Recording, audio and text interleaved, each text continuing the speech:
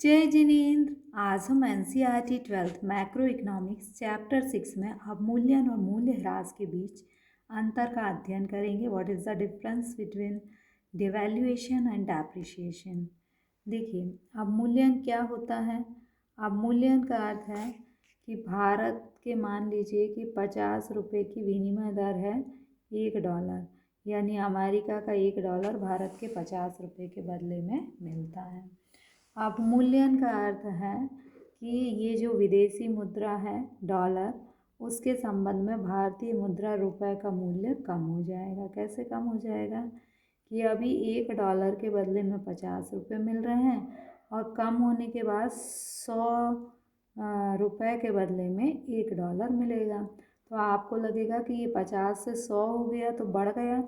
बढ़ा नहीं है, रुपए के मूल्य का अवमूल्यन हुआ है।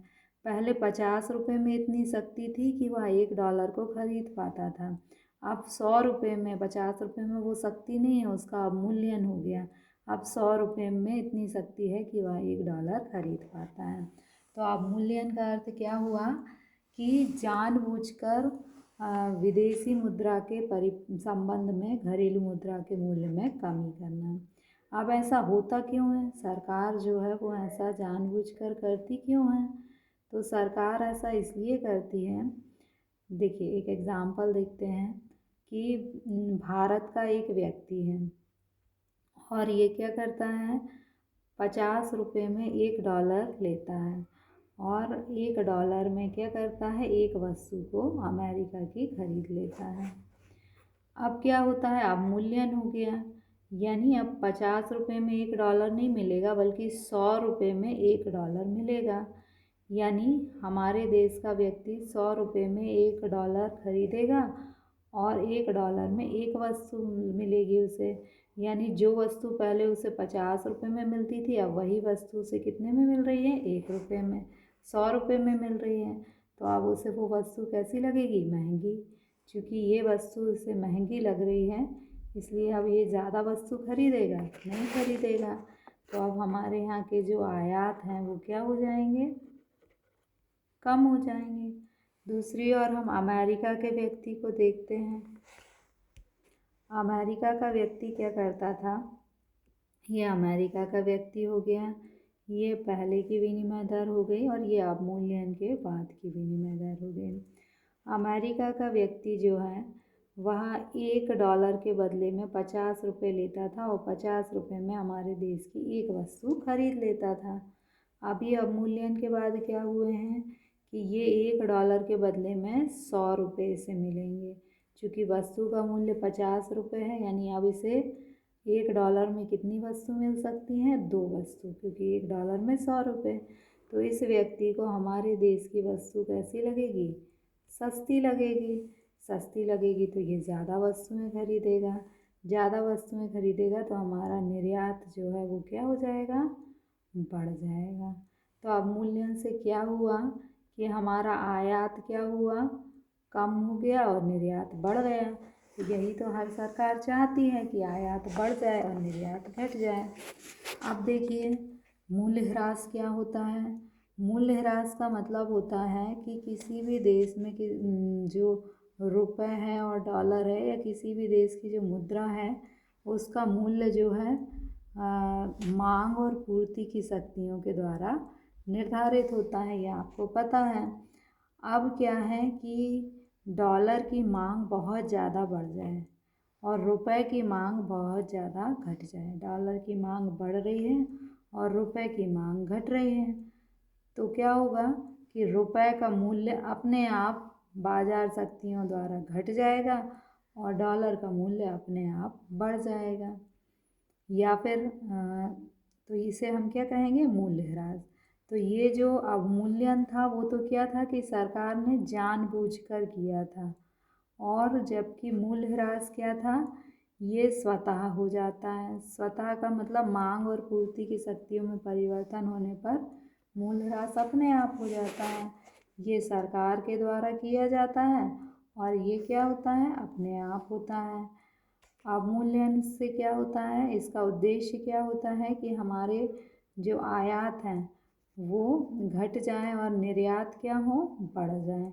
ये अवमूल्यन का उद्देश्य है। जबकि मूल्यह्रास का उद्देश्य क्या होता है, हमारे देश का जो चालू खाते का घाटा है वो जो है ठीक हो जाता है, क्योंकि जब दोनों का प्रभाव एक ही होता है। अवमूल्यन से भी आयात घटते हैं और निर्यात बढ़ते हैं, और मूल्यह्रास से भी यही होगा। तो चूँकि निर्यात बढ़ेंगे तो हमारे देश में मुद्रा आएगी, विदेशी मुद्रा, और विदेशी मुद्रा आएगी तो हमारा चालू खाता घाटा जो है वो ठीक हो जाएगा।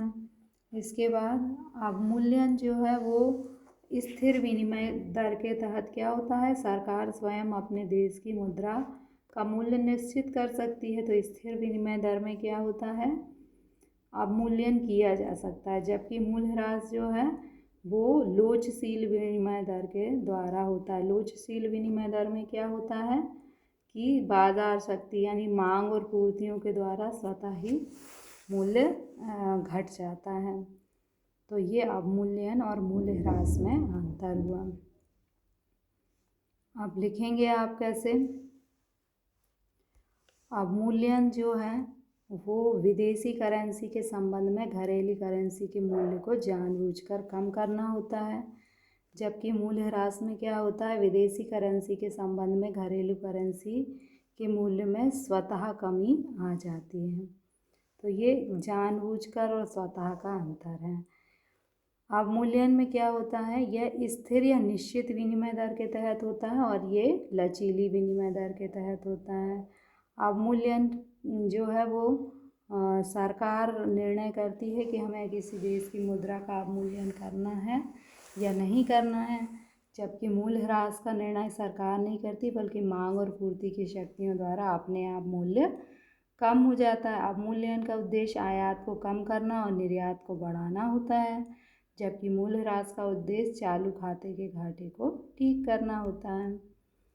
Devaluation and depreciation. डिवैल्यूएशन जो होता है वो ऑफिशियल प्रोसेस है, जबकि डेप्रिसिएशन जो है उसमें रेट डिक्लाइन तो होते हैं लेकिन वो ऑटोमेटिकली हो जाते हैं, सरकार को करना नहीं पड़ता। डिवैल्यूएशन गवर्नमेंट के द्वारा होता है, जबकि डेप्रिसिएशन जो है मार्केट फोर्सेस यानी डिमांड और सप्लाई के द्वारा होता है। डिवैल्यूएशन जो होता है वो फिक्स एक्सचेंज रेट सिस्टम के तहत होता है, जबकि depreciation flexible exchange rate system जो है उसके अकॉर्डिंगली होता है। डिवैल्यूएशन का ऑब्जेक्टिव क्या होता है, इंपोर्ट को प्रमोट करना और प्रमोट करना एक्सपोर्ट को और रिड्यूस करना इंपोर्ट को। जबकि ये जो है डेप्रिसिएशन करंट अकाउंट डेफिसिट जो है उसको करेक्ट करने के लिए किया जाता है। So thank you.